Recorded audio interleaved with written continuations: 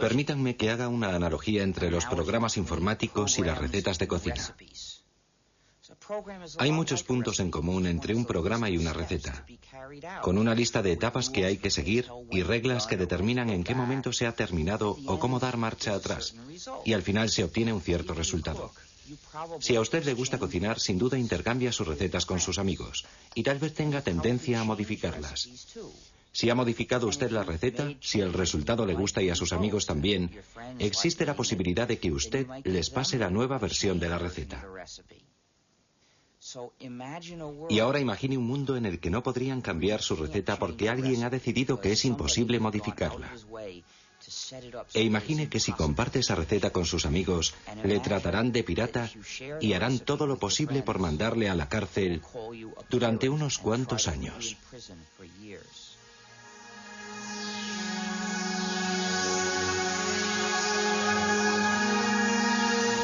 Código Linux.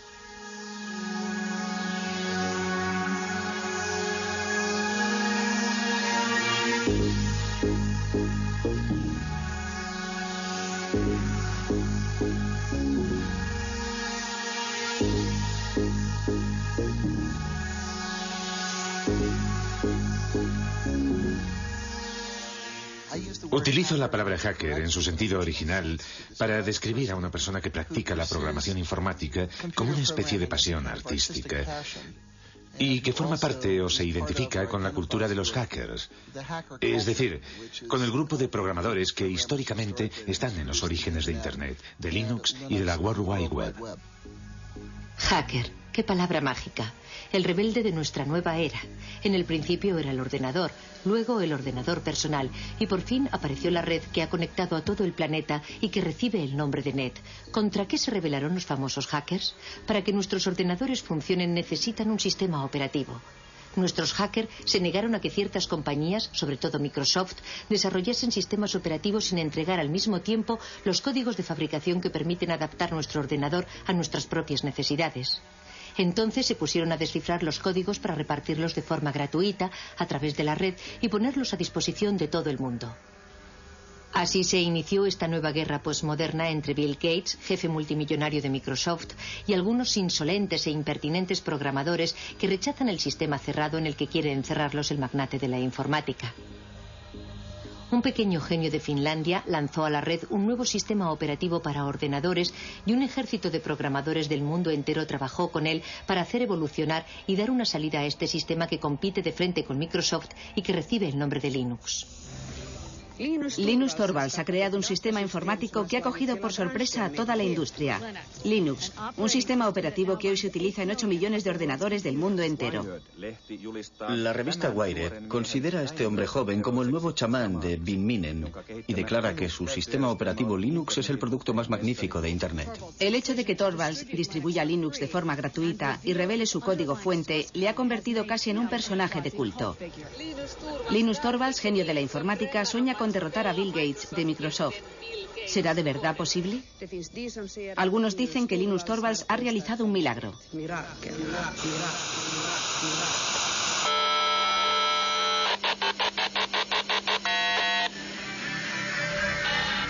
Todos estos programadores, como hormigas obreras unidos entre sí por la red, han hecho evolucionar la proposición de base de Linus Torvalds, adaptándola, modificándola, enriqueciéndola y creando así uno de los mejores sistemas operativos del mundo.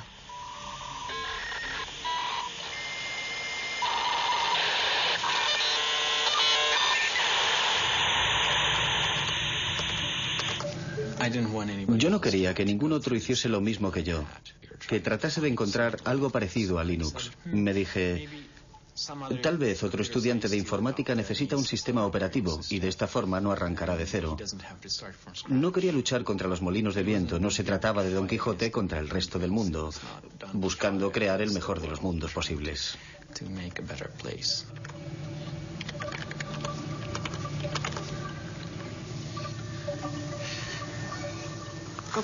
¿Tienes hambre, Randy?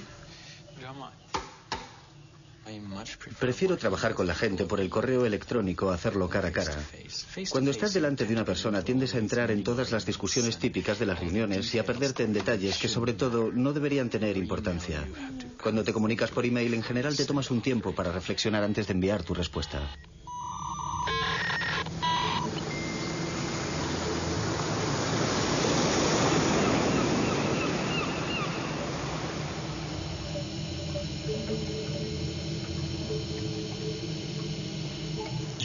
El simple hecho de que no estemos todos en la misma habitación no significa que no estemos juntos en el sentido social del término. Es como si compartiéramos una oficina muy grande. Incluso nos peleamos y reñimos por Internet. Es un proyecto enorme. Que yo sepa, ningún otro proyecto de creación de software ha hecho trabajar jamás a tanta gente repartida por toda la superficie del globo, todos unidos y apasionados por el objetivo común de desarrollar un nuevo software. Lo más innovador de la comunidad Linux no es su código fuente, sino más bien toda la maquinaria social que se ha creado a su alrededor.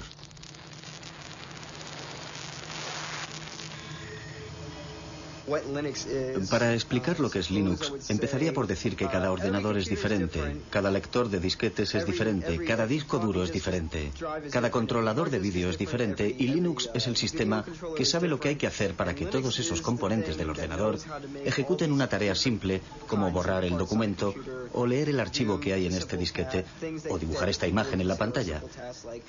Linux sabe cómo hablar a esos diferentes componentes materiales y les permite efectuar las operaciones corrientes que realizamos a diario con nuestros ordenadores. ¿A qué nos referimos con exactitud cuando decimos Linux? Algunos se refieren al sistema operativo informático global sobre el que reposa todo lo que ocurre en el interior de nuestro ordenador. Otros utilizan el término Linux para designar la parte más importante del programa, el kernel o núcleo.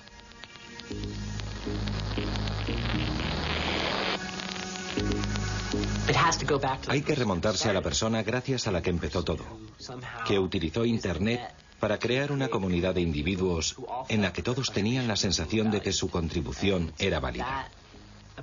Y esa capacidad para fomentar la cooperación solo podía provenir de una persona educada en un país como Finlandia.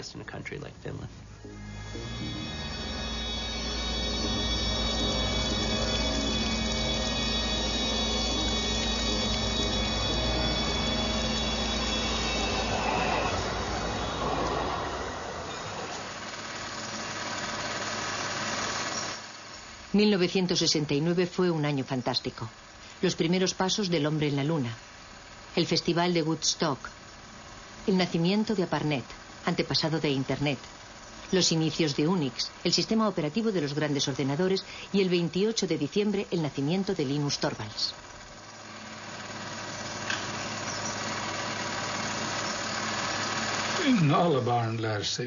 Todos los niños aprenden sobre todo jugando. Por eso fue de verdad muy importante que Linus entrase en el mundo de la informática en un momento en el que los ordenadores todavía eran muy simples. Para un niño de 10 o 12 años era fácil darse cuenta de lo que había en el interior del ordenador, comprender su esencia.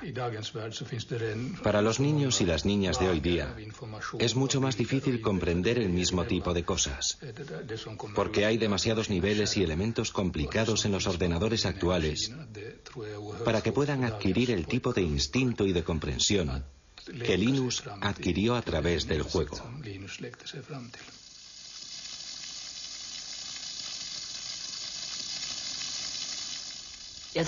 Fue como un flechazo inmediato, tanto para su padre como para Linus. Los dos estaban excitadísimos, como unos niños, ante la idea de probar las posibilidades del Big 20. El lugar en el que Linus desarrolló Linux ya no existe. Ese cuarto existía antes de que tiráramos los tabiques. Aquí había una pared que seguía hasta un poco más lejos. Y allí había otra pared. Más o menos aquí, donde hoy está el sofá, estaban la mesa de trabajo y los ordenadores de Linus. Yo diría que lo que más ha cambiado en él es que se ha convertido en una especie de gurú de la resistencia. Sabe de verdad cómo cautivar a su público, lo que supone un cambio radical respecto a cómo era antes, porque era más bien tímido e introvertido. Y por regla general nunca tenía iniciativas propias, sino que dependía más bien de lo que proponían sus amigos.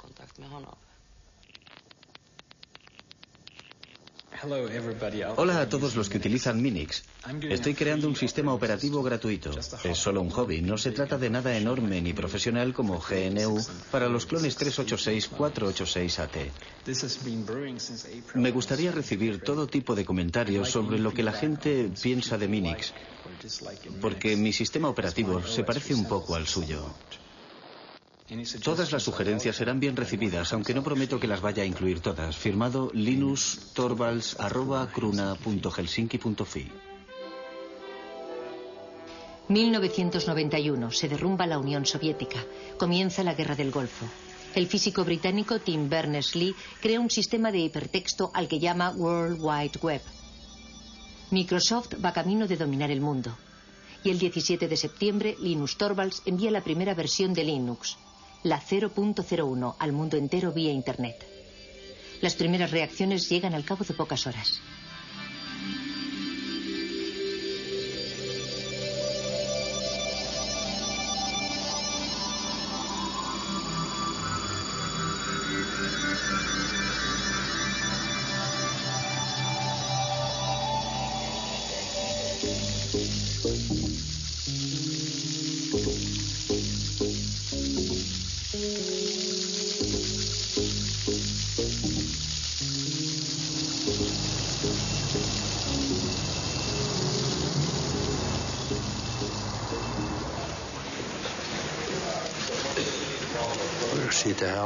Empezamos a oír hablar de ese programa en la cafetería y decían que había empezado a ser distribuido por Internet. Luego oímos hablar del tal Linus y de la clase de hombre que era. Pero la verdad es que ya se había distinguido con anterioridad por la excelencia de sus resultados.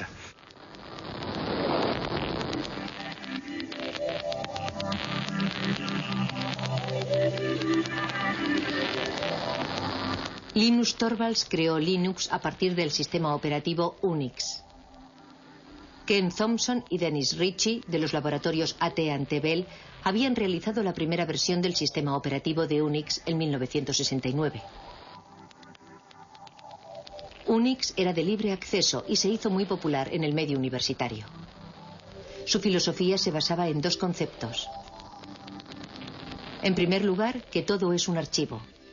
Y en segundo lugar, que cuando creas un programa escribes cosas que cumplen una sola finalidad, pero que la cumplen bien.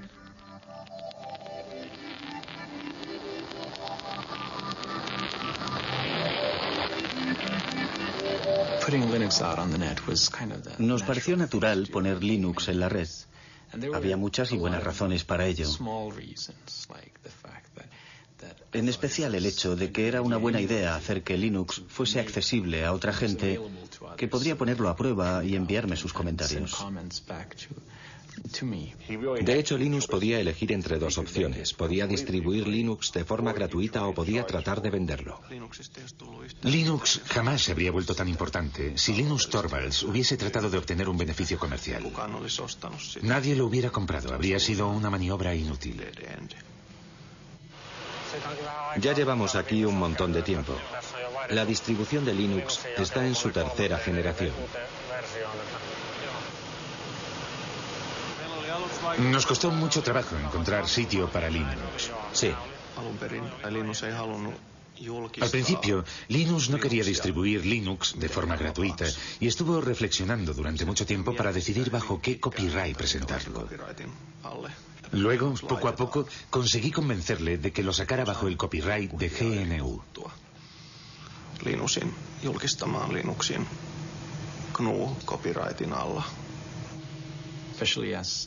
Sobre todo porque el programa de compilación que utilizaba había salido bajo la licencia GPL, así que acabé decidiendo que utilizaría también la licencia GPL. La licencia GPL fue fundada por la Free Software Foundation a mediados de los años 80. Esta fundación especifica que si uno cambia o modifica el código, debe poner sus cambios y mejoras a disposición de todo el mundo, de forma gratuita. La licencia GPL tenía como objetivo impedir que alguien se apropiase del monopolio de una nueva tecnología importante. Pienso que el momento era bueno. Creo que un año antes no habría podido funcionar. Y un año más tarde, cualquier otro habría sacado algo parecido. Internet todavía no había calado de verdad entre el gran público, aunque sí había calado hondo en las redes universitarias. Yo había escrito un programa de lista de correo utilizando el lenguaje de programación C. Tenía que desarrollarlo y añadirle funciones, porque muy pronto hubo miles de personas interesadas en él. Me llevé una sorpresa enorme de que las cosas funcionaran en progresión geométrica. 1 millar de usuarios se transformaba al día siguiente en 2000 y al otro día ya tenías 4000 usuarios.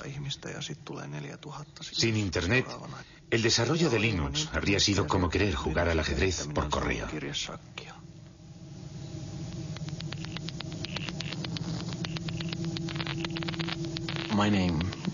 El primer nombre que elegí fue Freaks, para expresar a la vez la idea de free, libre y gratuito, y de freak, raro, diferente, sin olvidar la X final de Unix. A mí no me gustaba la idea de llamarlo Freaks. No me parecía un nombre muy comercial. Ari Lemke, que sacó Linux en el sitio FTP, pensaba que era una mala idea y odiaba de verdad ese nombre. Así que cuando lanzó el sitio FTP lo bautizó como Linux porque sabía que ese nombre iba a funcionar. Nos quedamos con ese nombre, que está claro que es muchísimo mejor.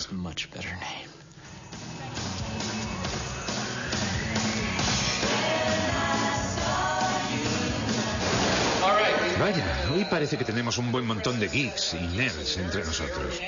La primera pregunta de la categoría fácil es: ¿cómo se pronuncia Linux? Bueno, yo Linux lo pronuncio Linux.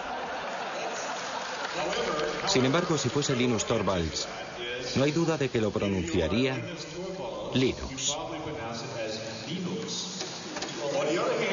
Claro que si uno es de la costa oeste de los Estados Unidos, lo más seguro es que lo pronunciaría Linux.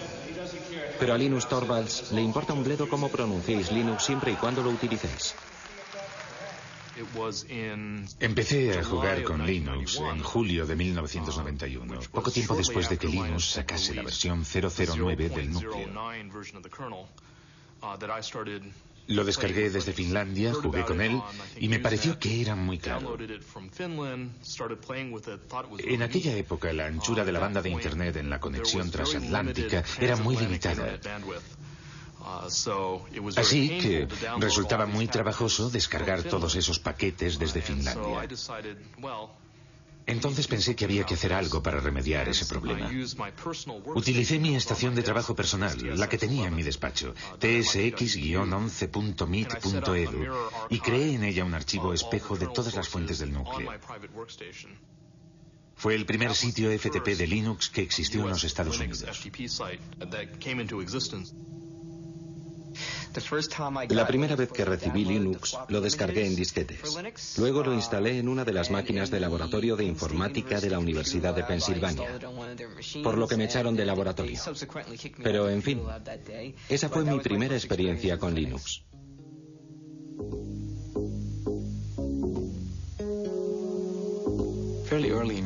Bastante pronto, en 1992, cuando había 50 o 100 usuarios, me di cuenta de que ya no conocía a nadie.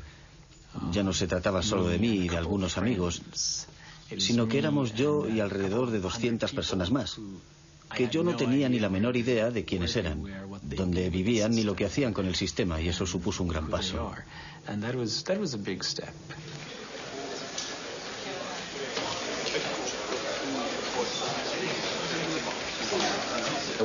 En 1994 el lanzamiento de la versión 1.0 fue muy importante y significó mucho para mí porque había supuesto muchísimo trabajo. Supuso sin lugar a dudas un hito en la utilización comercial de Linux. Antes de la versión 1.0 era realmente muy difícil utilizar Linux con fines comerciales. Les doy la bienvenida al lanzamiento del sistema operativo Linux. Al principio, Linux fue desarrollado para Unix, en especial para un contexto universitario, porque si bien existe una versión para ordenadores personales, su precio es muy elevado. Se puede comprar un DOS para un ordenador personal por 200 marcos, pero Unix puede representar con facilidad un desembolso de 20.000 marcos, que es un precio demasiado caro para un estudiante. Vayan a una tienda de informática y pregunten si tienen el SCU Unix y les contestarán que si están locos. Porque la verdad es que es mucho más sencillo hacérselo uno mismo.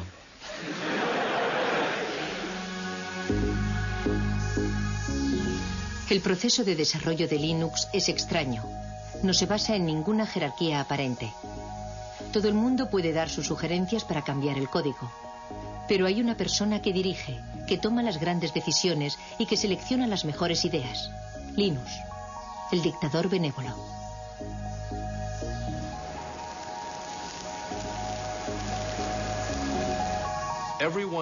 Todo el mundo sabía que ese grupo de trabajo necesitaba un jefe. Y Linus era el líder ideal, porque fue quien creó el núcleo de Linux y porque tiene grandes cualidades para el liderazgo. Sin embargo, en la vida real es bastante humilde y jamás se atribuye un mérito que no le corresponde.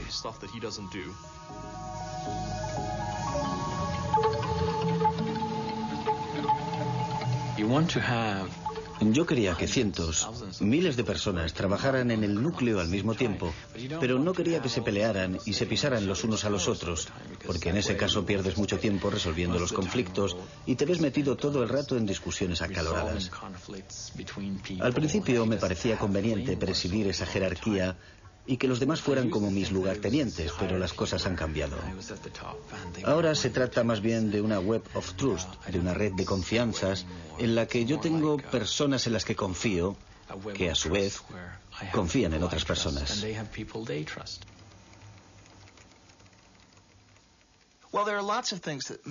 A los que desarrollan los sistemas les motivan muchas cosas, como el orgullo artístico, la satisfacción del trabajo bien hecho, casi artesano, el sentimiento idealista de formar parte de algo más importante y más grande que uno mismo, el deseo de ayudar a la gente y de encontrar soluciones a los problemas. Y a falta de remuneración, en la mayor parte de los casos esa gente busca sobre todo forjarse una cierta reputación entre sus colegas. Uno de los puntos fuertes del desarrollo de Linux es que casi todos los creadores de software pueden ser contactados directamente por correo electrónico. Tetsu jugó un papel fundamental en la difusión de Linux en los Estados Unidos.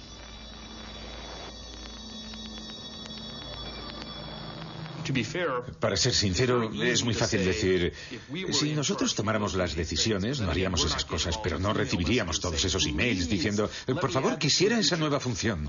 De modo que no sé lo que haría si de verdad estuviese a cargo de todo.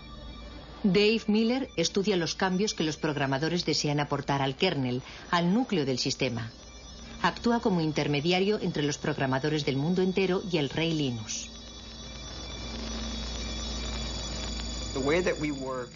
Nuestra forma de trabajar es la siguiente. Puedes hablar durante todo el día de una gran idea o de una solución genial, pero tienes que proponernos algo. Enséñame algo concreto, envíame un fragmento de código, algo tangible, que yo mismo pueda probar para hacerme una idea de qué se trata, en vez de pasarte el día entero hablando del asunto de forma abstracta. Alan Cox, un hacker renacentista, es el colaborador más cercano de Linus, su mano derecha.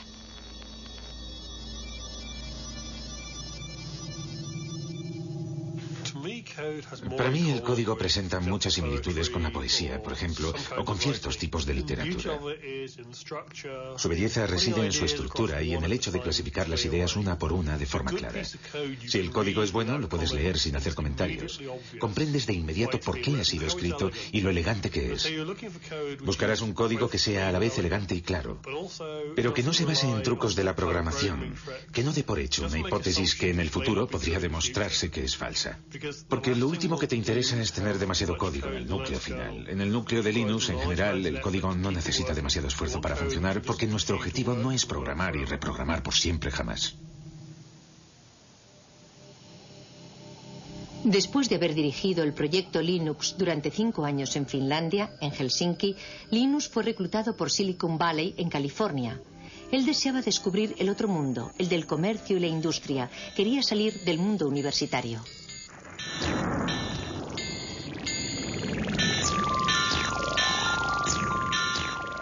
Usted es una figura poco ortodoxa dentro del universo de Silicon Valley. ¿Qué van a hacer con usted? ¿No corre el riesgo de dejarse llevar por el aspecto comercial y enloquecido del lugar?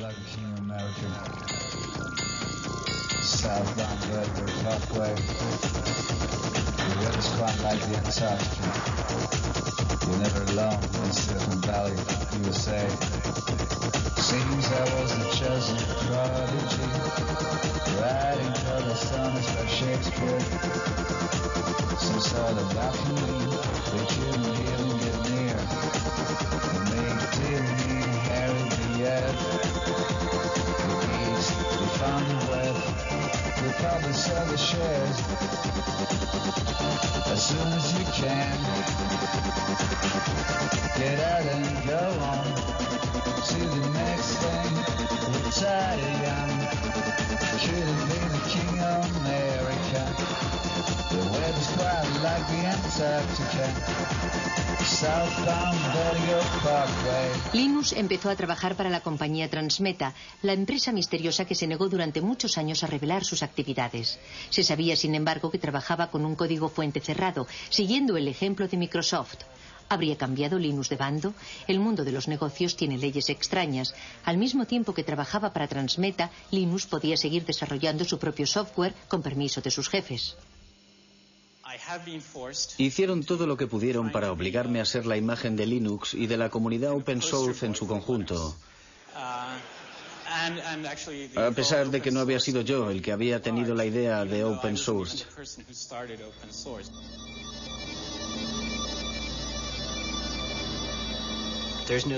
Nadie representa él solo toda la historia y no hay un solo punto de partida. Es como el bambú, que no se sabe dónde empieza y dónde termina. En mi opinión, este movimiento no tiene nada de nuevo. Anda flotando por ahí desde hace bastante tiempo. Recuerden la actitud general que teníamos en los años 70 respecto a Unix. Aunque técnicamente no se trataba de un código fuente abierto y no era gratuito. Necesitábamos a toda costa obtener la licencia de AT&T, pero en aquella época no suponía un problema porque por regla general se podían compartir las cosas de forma gratuita y libre. Cuando utilizas un programa, por regla general utiliza su forma ejecutable, es decir, una serie de ceros y de unos. Nadie es capaz de encontrar un sentido a esas cifras. Solo el ordenador las comprende. Para eso es para lo que sirven los ordenadores. Esas cifras son la forma del programa que puede comprender el ordenador. Pero para los seres humanos resulta muy difícil saber lo que significan. Cuando desarrollamos un software, lo programamos bajo la forma de código fuente. El código fuente es una especie de álgebra. Es la forma de entenderlo si eres programador. Suele haber una cantidad enorme de comentarios y de explicaciones incluidas en el código fuente para ayudar a que la gente comprenda el programa. Si solo tienes los ejecutables, es decir, lo que te proporciona Microsoft, aunque tuvieras incluso la posibilidad de introducirles cambios, no sabrías nunca qué modificaciones introducir. Es demasiado difícil. Para poder modificar un software y hacerlo más práctico y más fácil de usar, debes disponer del código fuente. Si observas de verdad el proyecto, como ya he dicho otras veces, verás que Linus desarrolló el kernel, el núcleo, pero no la totalidad del sistema. Pienso que lo más interesante de este asunto es el hecho de que Richard Stallman iniciase el movimiento. ¿Han oído hablar de Richard Stallman? Él quería que todo el mundo tuviera derecho a utilizar los softwares y a copiarlos sin infringir la ley, para hacerles cambios, para distribuirlos y para mejorarlos. Él quería dar derechos a la gente. Había decidido aniquilar el capitalismo americano, corrompido de la industria informática. Y dimitió de su puesto de trabajo, pero siguió programando.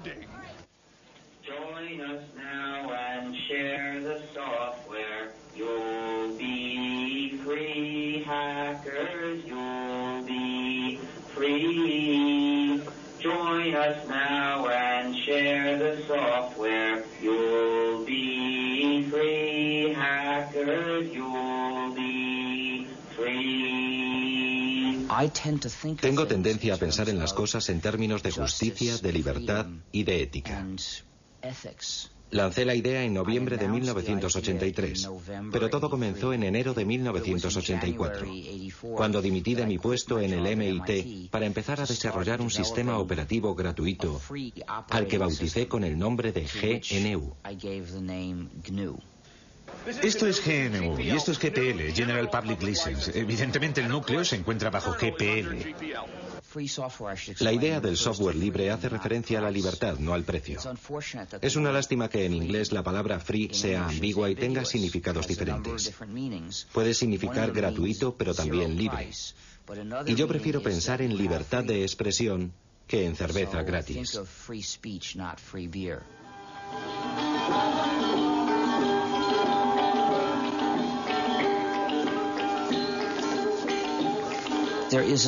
Existe una similitud entre el folclore cuando un poema o una canción se redefine o cambia de forma de un cantante a otro y la forma en que puede mejorar el software libre.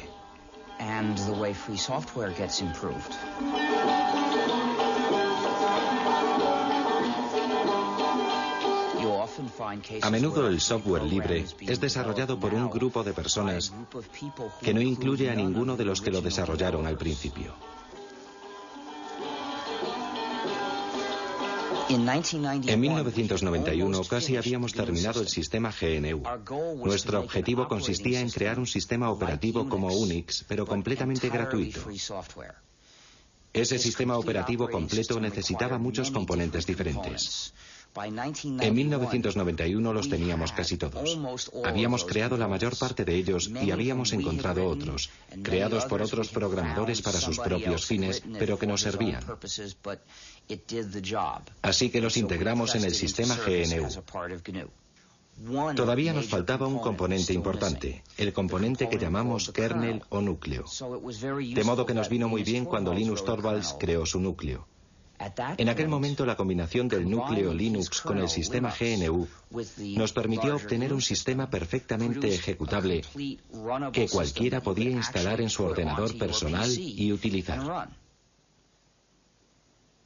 Una vez desarrollado Linux, el sistema GNU estaba terminado y empezó a hacerse cada vez más popular. Pero en ese mismo momento ocurrió algo desafortunado. La gente que utilizaba el sistema GNU no se dio cuenta de que se trataba del sistema GNU y empezó a llamar Linux al conjunto, a la combinación. Y ese error se extendió. A los que trabajaban en el proyecto GNU les resultaba muy difícil atraer la atención del usuario sobre esas cuestiones éticas y políticas.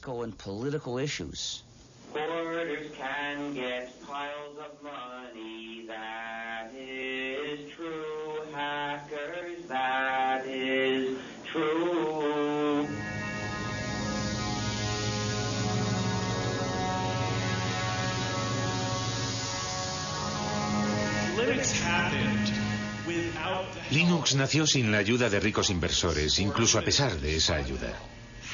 ¿Cómo hacer para conservar la magia si se invierte tanto dinero en Linux?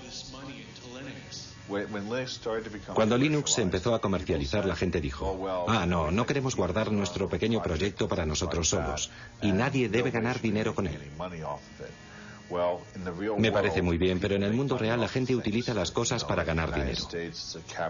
Los Estados Unidos son una sociedad capitalista. Europa es una sociedad capitalista.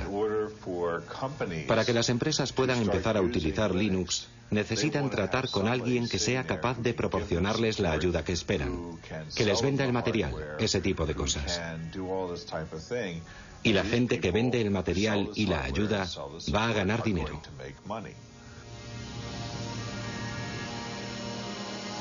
Pocos de nosotros somos hackers. En realidad, son muy pocos los que harán el esfuerzo de descargar su propia versión de Linux en Internet. Todavía son menos los que se dedicarán a tratar de mejorar el código mismo.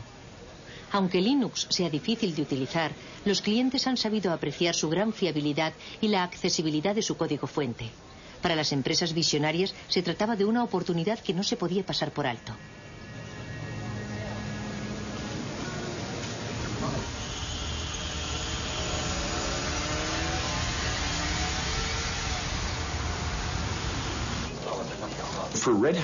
En realidad, Red Hat no buscaba un sistema operativo mejor que Microsoft o que Sun Microsystems. Lo que más nos interesaba era poder contar con un sistema operativo capaz de resolver los problemas que nuestros clientes no podían arreglar con un software tradicional. Nos dimos cuenta de lo que estábamos haciendo.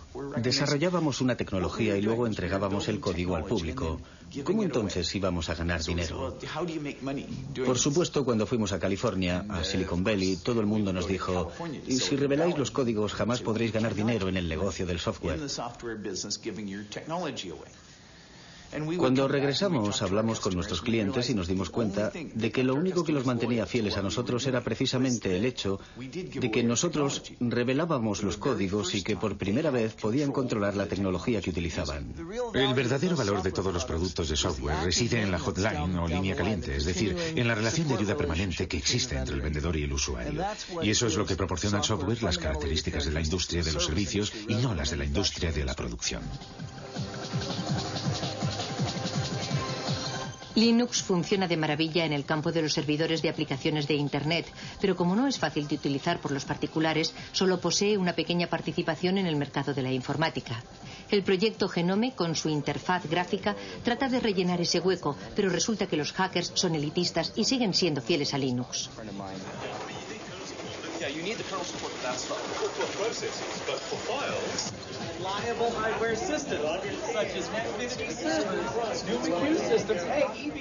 Miren quién está ahí. Es un pingüino. Hola, pingüino. Vaya, pero si es Tax. Hola, Tax. El trabajo de Linus Torvalds crea todavía más millonarios y billonarios y le está haciendo salir canas al hombre que de lejos es el más rico del mundo, Bill Gates. Microsoft utiliza un modelo muy tradicional. Producen un código fuente cerrado, lo meten en un CD y lo venden. Ellos se ocupan de todo el trabajo de desarrollo de los sistemas y todos los beneficios son para ellos. Una vez que has entrado en este negocio es muy difícil cambiar de cultura, como por ejemplo orientarse hacia un negocio de cooperación en el que los programas se utilicen para revelar el código. Es muy fácil ganar dinero con los productos cuyo código está cerrado, tengas o no una gran participación en el mercado. Por ejemplo, ahora mismo Microsoft no se siente de verdad incentivado a abrir su código, no le interesa. Pero pienso que Microsoft se verá obligado a hacerlo aunque a regañadientes. A las compañías les interesa seguir siendo propietarias de ciertos algoritmos. Por ejemplo, ciertas empresas han trabajado muchísimo en los algoritmos de compresión, en especial para el streaming multimedia, y no quieren que la gente sepa cómo lo han hecho porque es justo ahí donde reside el valor de su producto.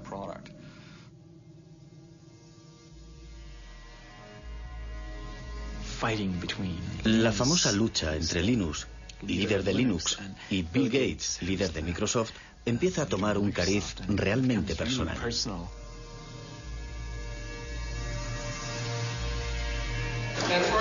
Una pregunta de la categoría rarezas. ¿A quién pertenecen estos labios? Voy a contestar yo. Son los labios de Bill Gates a punto de contar otra mentira más.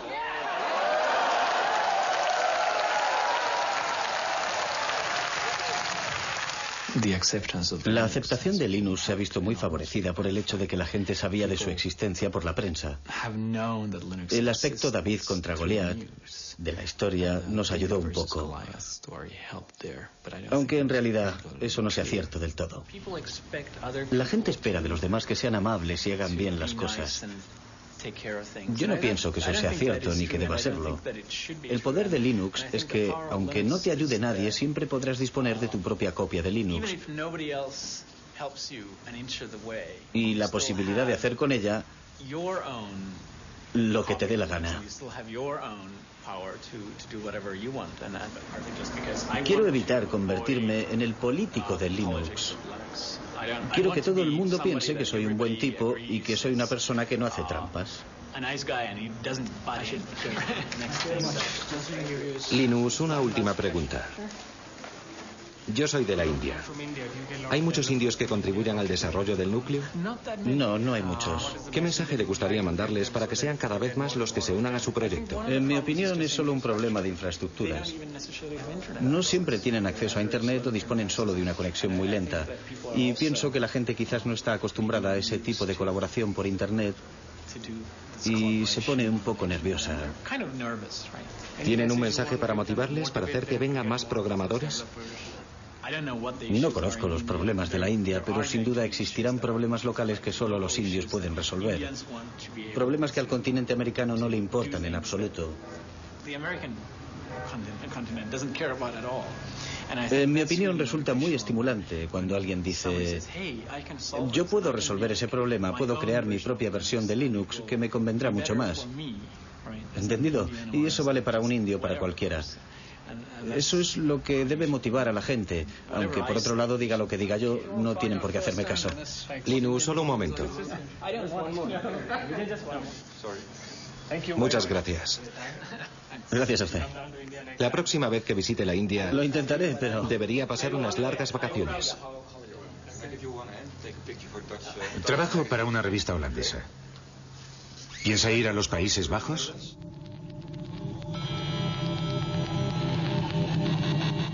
El verdadero valor de Linux puede ser otro que el de anular a Microsoft. Linux fue concebido para funcionar con ordenadores baratos y para resolver problemas corrientes. Si uno no tiene bastante dinero, representa una verdadera alternativa totalmente gratuita.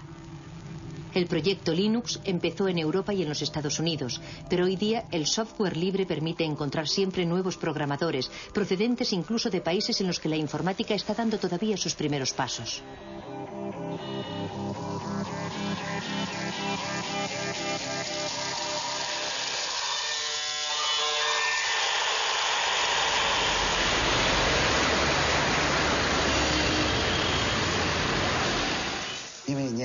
La sociedad Red Flag está especializada en la investigación, el desarrollo y la comercialización de sistemas operativos basados en Linux. Como ustedes saben, China está retrasada respecto a los países desarrollados en materia informática. La diferencia es muy grande y estamos tratando de salvarla lo más deprisa posible. Mientras tanto, debemos recurrir a la experiencia de muchos otros países. Damos una gran importancia al sistema operativo. Empezamos a desarrollar el sistema a partir de Linux, pero debido a la estricta reglamentación del mercado, fracasamos. Linux representa para nosotros una gran oportunidad, así como una buena base para formarnos en las nuevas tecnologías del mundo entero.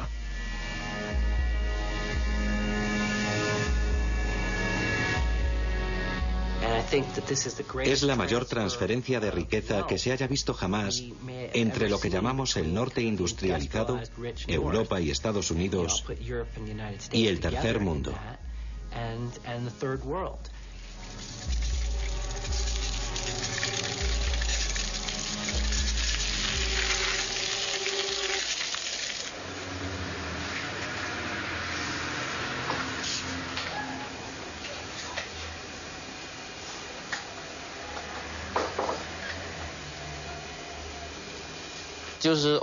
Es el código fuente abierto.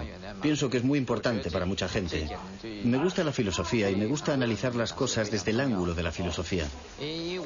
Pienso que los códigos abiertos están de acuerdo con el espíritu de la ciencia, es decir, el espíritu de acceso libre y sin restricciones a la información. Nada debería estar oculto. Esa es mi primera impresión respecto a Linux.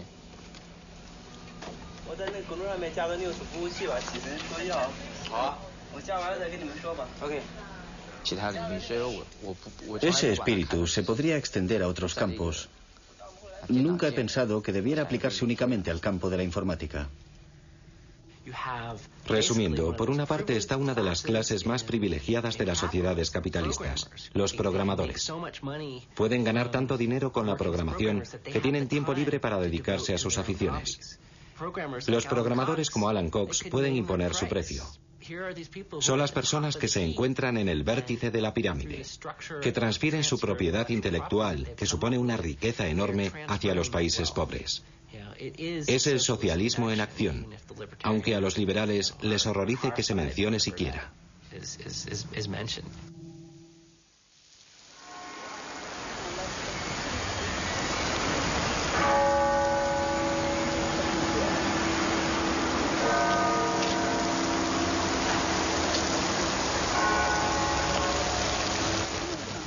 Los proyectos open source han sido comparados al desarrollo de la ciencia. La ciencia en sí misma no da dinero. Son las aplicaciones industriales de las investigaciones las que crean riqueza. Para los hackers, partidarios de la open source, el desarrollo de Linux ha sido siempre un proyecto voluntario de tipo científico, un auténtico hobby. Los expertos más valiosos de Linux acabaron por ser contratados por otras compañías.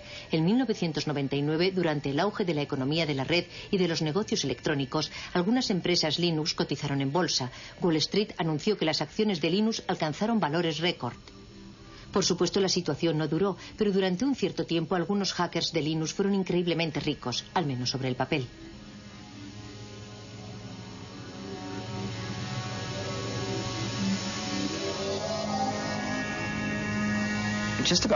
Antes de esa locura bursátil, todos los que participaban en el desarrollo del núcleo y ganaban dinero con Linux permanecieron bastante fieles a sus valores al aceptar esos puestos en nuevas empresas. La mayor parte de ellos sigue haciendo casi lo mismo que hacía antes de obtener esos empleos. Sinceramente, que yo sepa, ninguno de ellos ha perdido su libertad. Sigo leyendo a diario sugerencias para hacer modificaciones, igual que siempre, y se las paso a Linux, igual que hacía antes de que cotizáramos en bolsa. Algunos de nosotros quizás conducimos coches mejores, pero esa casi es la única diferencia, y tal vez que comemos sushi más a menudo. Algunas personas tuvieron suerte al unirse a la empresa adecuada en el momento adecuado y se las han arreglado para beneficiarse de la salida a bolsa. Algunos han ganado millones de dólares, otros miles de millones de dólares. ¿Acaso la contribución de esas personas fue más importante que la de las otras?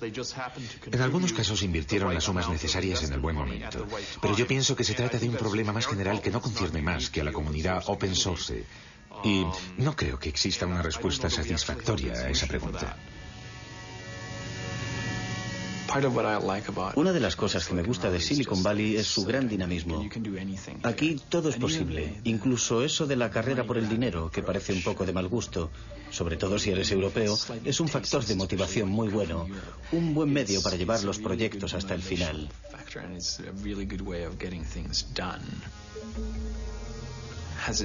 ¿Me ha hecho cambiar el hecho de vivir aquí? Supongo que sí. Ya no soy el mismo que era cuando llegué. Pero no creo que me interese más el dinero que antes.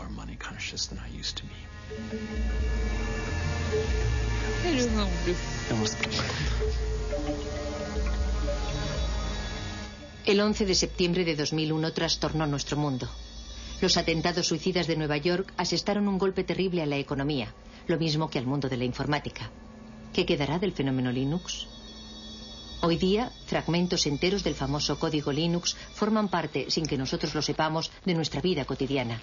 En nuestros teléfonos portátiles, en nuestros tostadores y en nuestros despertadores. El sueño de Linus Torvalds de liberar la informática tiene posibilidades de hacerse realidad. Y en cuanto a los grandes ideales, tal vez una de las grandes ocasiones perdidas de nuestra época sería el hecho de que el software libre no liberase nada más que un código.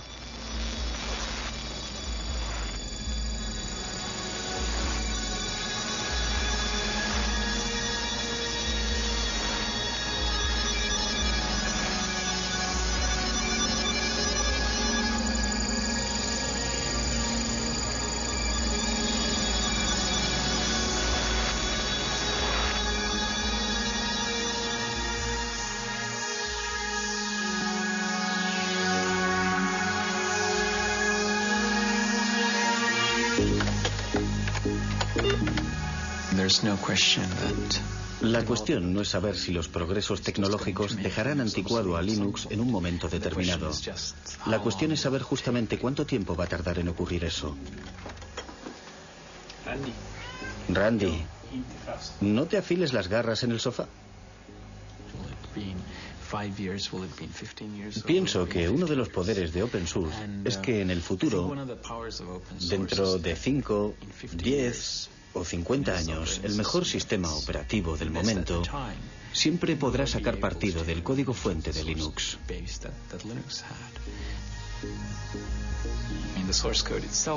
En cierta medida, el código fuente es la memoria de Linux y la gente siempre lo podrá usar como una especie de referencia. Pero hay otra cosa. También existen problemas intangibles relativos al motivo de que se hicieran las cosas de una manera determinada. Yo pienso que esas cuestiones están en el aire, conmigo o sin mí.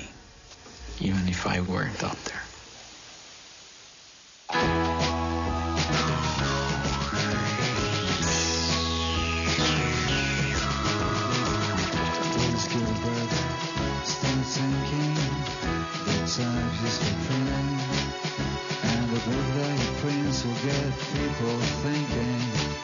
There's literally in the living room is setting. Start to imagine a Bible, another Latin, but the language was swearing and eating and chatting. His life is that he had, his life is that we see. Big changes through a human history. Not by some powerful dictator's decree, by botanic incremental degrees. Mr. Linus goes to Washington to speak about praxis. Gradual change, little man and universal access. Linus against Goliath with nothing else to fill, but sling a little stone in the face of Big Bill. But Linus Jefferson's give the strings that lose, and it changes the way the world plays the blues.